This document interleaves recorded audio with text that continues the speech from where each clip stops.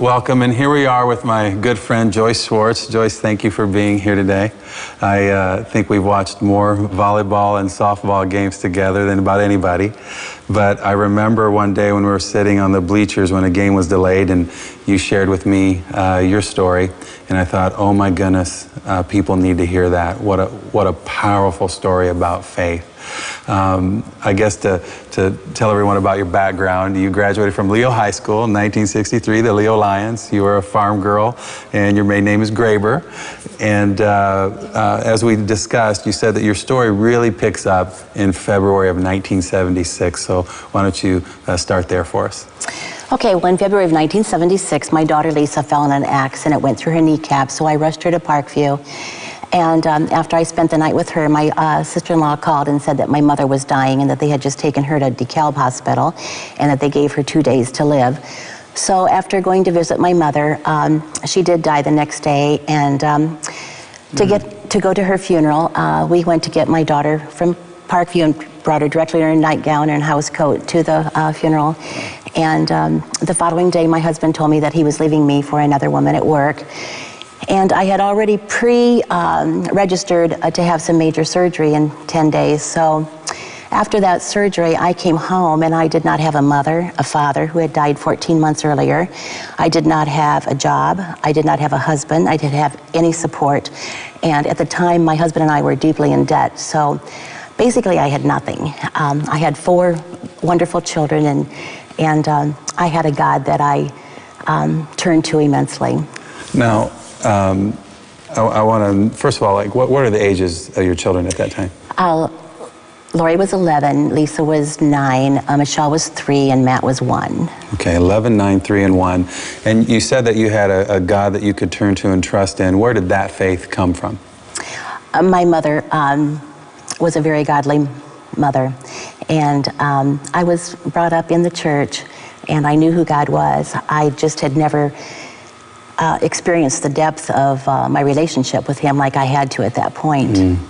Because there's this verse about David when he wasn't king yet, and I think it's 1 Samuel 22, but it says that all those who were in debt, distressed, and I think disheartened, something like that, disappointed maybe, they all came to him, and he had a group of like 300 or 400 people. And there's something about when we're beyond what we can control that we're now ready to listen maybe at a higher level, don't you think? Totally. Well, what happened? Well, the kids and I, every night we would sit by a fire at the fireplace, and during this time I also raised my niece. My niece came to live with us, and she played the guitar, and we all sang. And so every night we sat by that fire and we played the guitar and we sang scripture songs and we prayed for our needs. And when I say, give us this day our daily bread, that's basically we prayed every day for what we would need. You'd pray every day for food? Yes. Now, that didn't happen until 1982. Okay. That came in 1982 when the real estate market, the interest rates were up to 18, 21%. And I just wasn't selling homes during that time. And I knew it was going to be a very long, hard winter. So I told the kids that we were really going to have to trust God to get us through that winter months, because the real estate market was really tight at that time. And there was a major recession going on. And so I told them that God would supply our needs, but he didn't promise to supply our wants. So the very first thing they wanted to pray for was firewood. And I said, well, we don't need firewood. We have a gas fireplace that works just perfectly here. And no, Mom, we want firewood. So I said, all right, go ahead, pray for firewood. I was a doubting Thomas at that point. And so they prayed for firewood that night. And the very next day when I got home from work, I opened the front door, and my front door is straight to the patio door. And on that patio, there was the biggest mound of firewood you had ever seen. And I just stood there in complete awe, because I knew that that came directly from God. And I was about beside myself, and the kids are saying, hey, Mom, look what God sent today. So that was the beginning of our prayer life that answered our needs. And so we just kept praying for the things that we needed. It's incredible. I mean, I can't imagine. And God worked through somebody to deliver that firewood. That's the neat part. You know the... Well, I did not know that until about a month ago, maybe 2 months ago. The church had asked me to speak to a Wednesday evening meeting, and I did, and this guy... Just recently? A few months ago. Okay. And this guy came up to me, he goes, I delivered that firewood. I go, you did? He said, yeah. He said, am I allowed to mention names? Sure. He said, Alan Slaughter told me that he thinks Joyce could use some firewood. And so he went that day to pick it up for Alan and delivered it. But the timing was so incredibly, incredibly God. That is. So God's orchestrating a desire in your family with the need, and then he's doing that with other people and bringing it all together. I mean, it's such a picture of God at work and how we can trust him. But you have like story after story of that. I want to hear another one.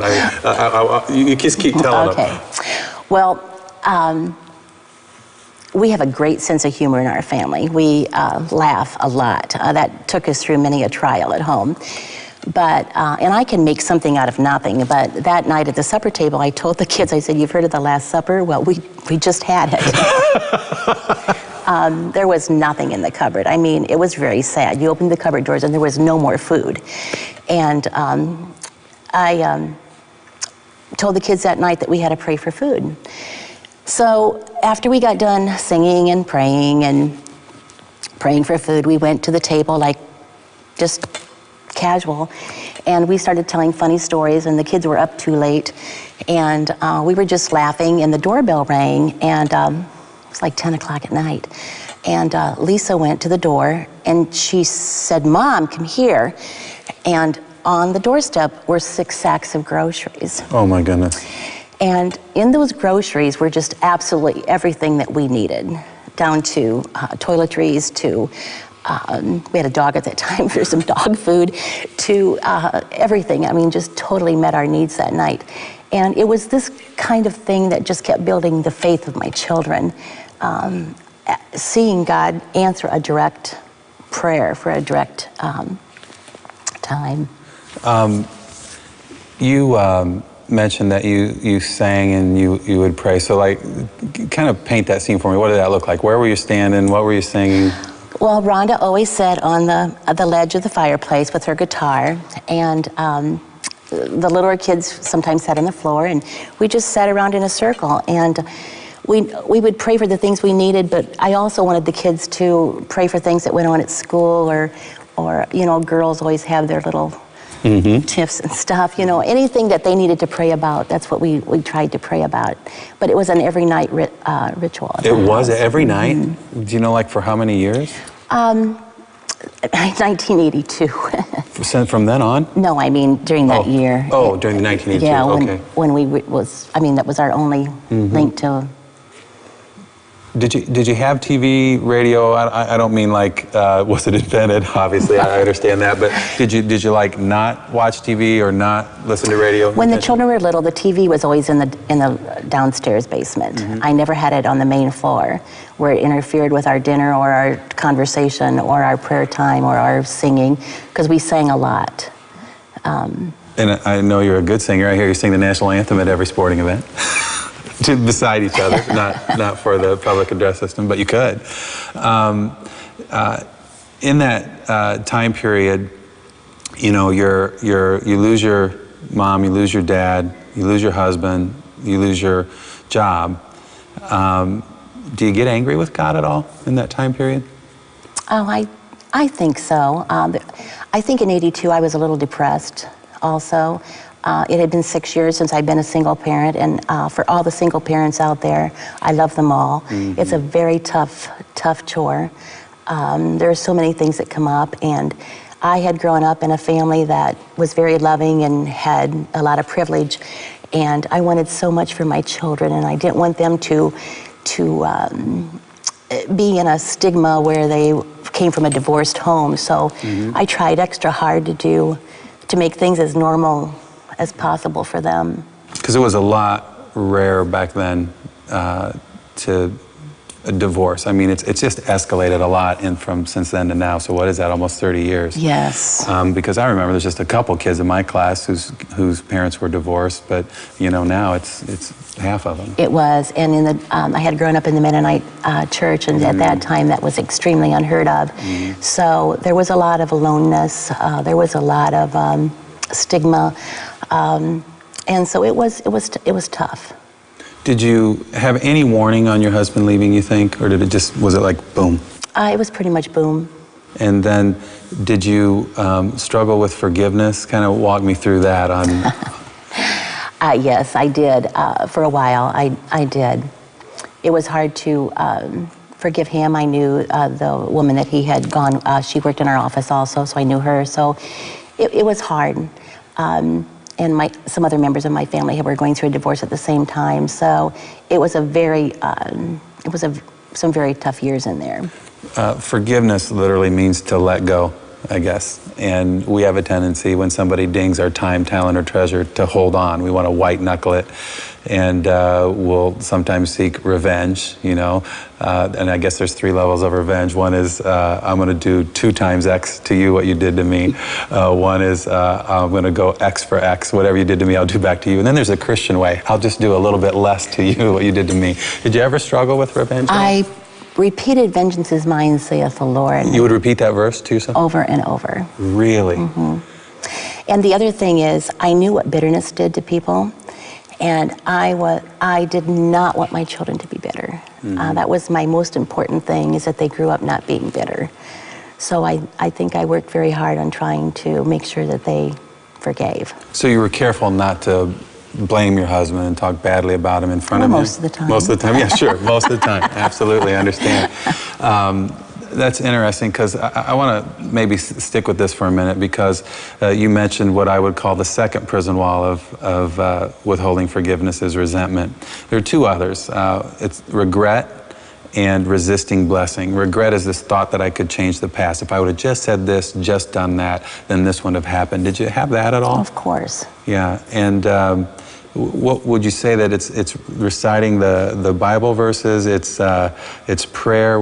Are those the things that helped you? Were you involved in a relationship with another Christian woman? I mean, what was going on as far as that was concerned?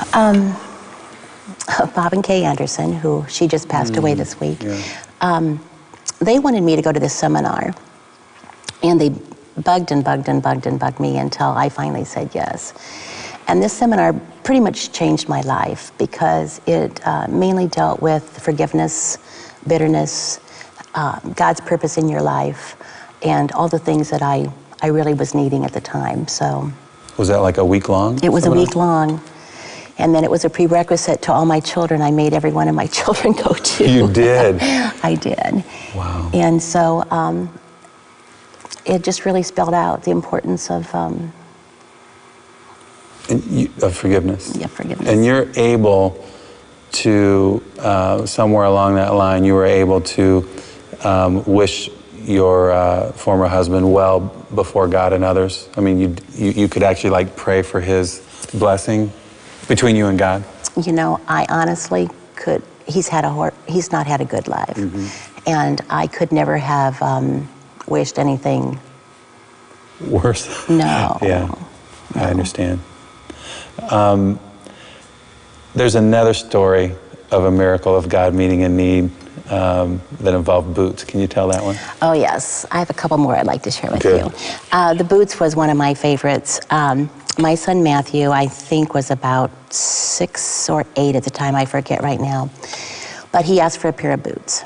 And I said, "Oh, honey, I don't have the money for the boots, but if you want them, you need to pray and ask God to provide them for you." So we went to town, and he goes, "Those are the ones I want."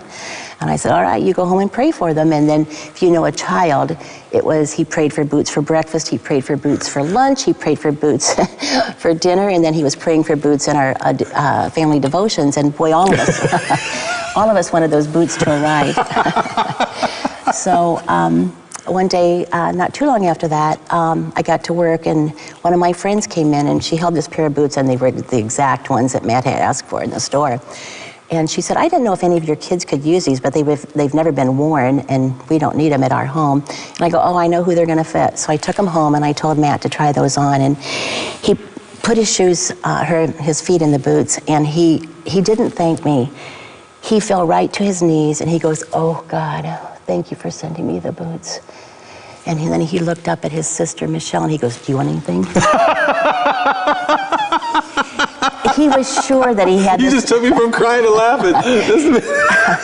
He was sure that he had this direct line to God because God had answered his direct prayer. But the part that thrilled my heart was that he knew I didn't get those for him. He knew that he had prayed and God had delivered those boots. And he knew who his source was. And that's what was important to me, was that he knew who his source was. See, they say that values are caught, not necessarily taught. Maybe we should say values are caught more than they're taught. And as I hear you share story after story, I keep thinking about the values that are caught in your children by your dependency on God. And to me, that's like convicting as a parent. I'm just, as you speak, I'm thinking, am I doing that? How am I doing that? And do I need to be more intentional about demonstrating that value of faith? And it's interesting that value is why we do what we do. I guess by definition, value is what connects our belief with action. So by our action, we demonstrate what we really believe or what we really value. And your action of prayer and that restoration process with the Word of God, people of God, Spirit of God restoring you is just amazing to me. But you got another story. I do. I think Lori was about a sophomore, and she got asked to the prom, and again, we didn't have any money at all, but she borrowed my niece's dress, and she did some babysitting to get some money to buy some shoes and stuff that she needed, and it was kind of an exciting time. And at that time, there was a lot of friends coming over to the house, and in fact, we were playing some games in the living room. But prior to that, in the afternoon, when I was on my way home from work, I had put the last $5 I owned in the gas tank, and I just said a quick little prayer. God, this is it. I don't know what you're going to do, but I trust you. And I never gave it another thought. I really didn't, because we were having so much fun. It was so much excitement, in the house. And her friends were coming over. They wanted to decorate the room up while she was gone. And Rhonda's boyfriend was there at the time. And we were in the living room, I think, playing some games. And again, it was about 10 o'clock at night, and the doorbell rang, and Lisa went to the door. And I still have the envelope. In the envelope, it said, "Never doubt God's love." And she brought it into me, and there was $200 of cash in there, and that would be like $1,000 today. Oh, yeah. And the kids went nuts because they had never seen anything like this, and so they kept running outside, looking in bushes, looking for angels, looking for to see who dropped it. And Lori told me the following Monday at school, that's all that was talked about was the money that was dropped off at our house that evening by some angel that only they knew who it is right now. In a public school. In a public school. And you think about how that ripple effect of faith in God's provision affected other people. Probably you'll never know how powerful that was. You're a very successful realtor. Where did things kind of turn the corner for you career-wise? When did you start selling a lot of homes or selling expensive homes and able to get ahead of it a little bit financially? The first year I went into real estate back in 1976, I had prayed all summer, didn't know what to do. And I had my real estate license prior, but I just wasn't working. My brother Dwight had made me get my real estate license, and I knew I never wanted them, but I had them. And so I didn't feel like I could earn enough money to support my family, so I was looking for all these various jobs. And during that summer that I was recuperating from my surgery, I had different people come to me, and they would say, if you go into real estate this fall, I'll list my house with you. If you do this, I'm thinking of buying this fall, give me a call. Well, I never knew it could be that easy, so I thought, well, I'll give it a try. And within the first month, I had closed a deal, and within the first year, I had sold over $1 million worth of real estate, and back in 1976, that was a nice little chunk of change. Oh, it's incredible. Yeah. Well, but then, like I said, then, the 80s came, and the recessions came, and it wasn't going very good for me. And then, as just the things picked up, I come from a very competitive family. Yes, you do. We are very competitive. I'm competitive whether I play ping pong or euchre or at the volleyball game or at the sporting event. And that competitiveness really helped in my sales too, because I didn't like someone to be ahead of me in the office. So I just have worked very hard. Times are hard now. I mean, the economy's in a situation that's really only seen maybe one other time. How do you take your career to God nowadays? Very seriously, and I pray a lot. I read a lot, and I got to go back to the basics like I did before, and I just have to trust God. I remember talking with you when it was really bad about a year ago, and maybe a little less than that, and you had a really good month. And Jim Bradley had told me the exact same thing. And you were two realtors that I knew were praying about your business on a daily basis. And in some ways, do you see yourself back by the fireplace? I do. Sitting in that circle, and it's all over again? I do. And I tell myself right now, as I'm facing my retirement years, I'm telling myself that if God could get me through those childbearing years, then He's going to get me through these retirement years. Oh, yeah. And realtors never die. They just go out of commission. That's right.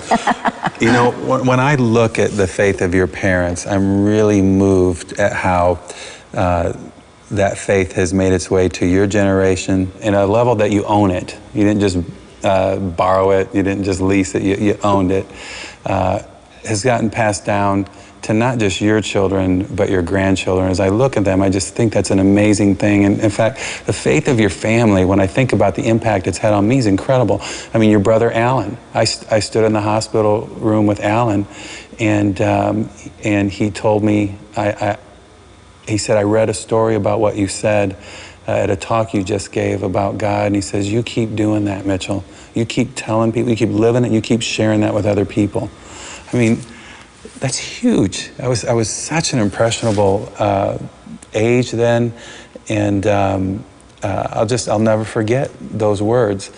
And Lori and Dave's impact in my life, Rod and Michelle, I mean, it just goes on. I mean, you're the whole family. Can you look back and see anything like from your mom or dad that was kind of like a message to you to pay it forward?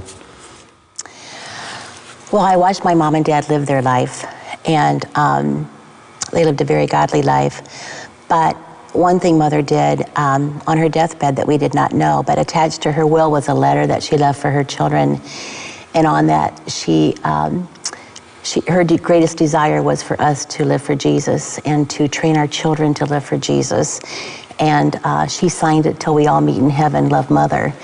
And that was in 1976 also, and that really had a profound message to me to raise the children in God's will and to have them all meet in heaven. I see how your children and your grandchildren have the same faith. Do you think you could walk through your children and just give me a little picture of how they live out their faith that they got from you? Well, I know one thing. I know that every one of them has a love for a single parent. And I know that they all can see needs in someone else's lives where there is needs.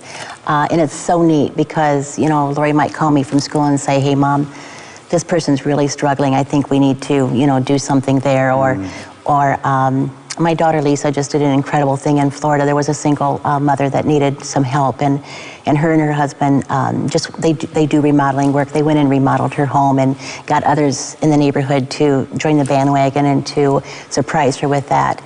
And I know that Michelle has very much a spiritual gift of giving, and she has given and given, and I know that Matt is he was on the deacons committee at church, and now he's one of the elders at church. And I know that he has a real heart for the single mother. He has a heart for people in need. And I just think that that came from knowing how hard it was back when they were children, and how much God had helped us and how other people had joined in to help us. That's amazing on how it gets paid forward. Now, Matt did even something else yes, just recently. He did. He just went to Ethiopia and adopted two children. And they are just the delight of our family right now. Oh, they're beautiful, aren't they? They are gorgeous. Just absolutely gorgeous. I tell you, you know, I hear that and I think I want that to be true to my life, for my life. Is it true, or do I just want it to be true is what goes through my mind? Because what an opportunity that we have as parents to invest in our kids, who will invest in their kids. And just like what you experienced, how God brought restoration to you, He's now using you and your family to bring that same restoration to others in similar circumstances. And that's just the way He does it. And it's just amazing to me. I want to thank you so much for being with us and sharing miracle after miracle after miracle. I mean, you are a walking 3D picture of God's restoration. And it's just meant so much to us to have you here today. Thank you so much. And wherever you are on Restoration Road, I'd invite you to consider God.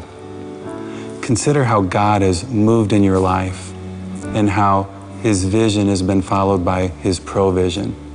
And maybe you're at the end of your rope, and maybe you're asking yourself, is Jesus all I need when Jesus is all I got?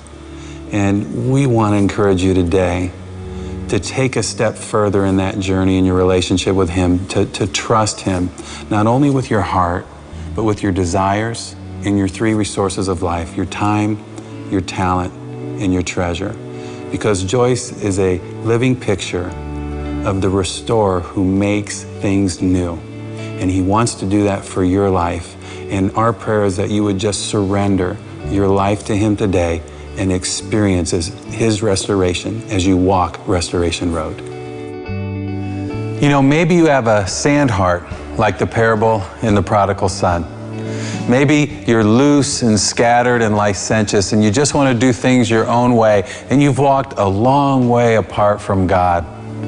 And you said, I just want to maintain control of my own life. Maybe you have a stone heart, and you're like the older brother in the parable of the prodigal son. And you've too hardened your heart to God through legalism, and you've tried to manipulate the deity of the universe through your rule keeping, and you condemn others, including sand hearts. Well, the thing I've learned is that a sand heart looks at this heart of clay of the Father, the heart of Christ, the relational, loving heart, and He sees it as a stone heart. The stone heart looks at that same clay heart of Christ, and He sees it as a sand heart. But God wants you to have that clay heart. If you would just fully surrender your heart, your desires, and your life to Him, He would make you new today.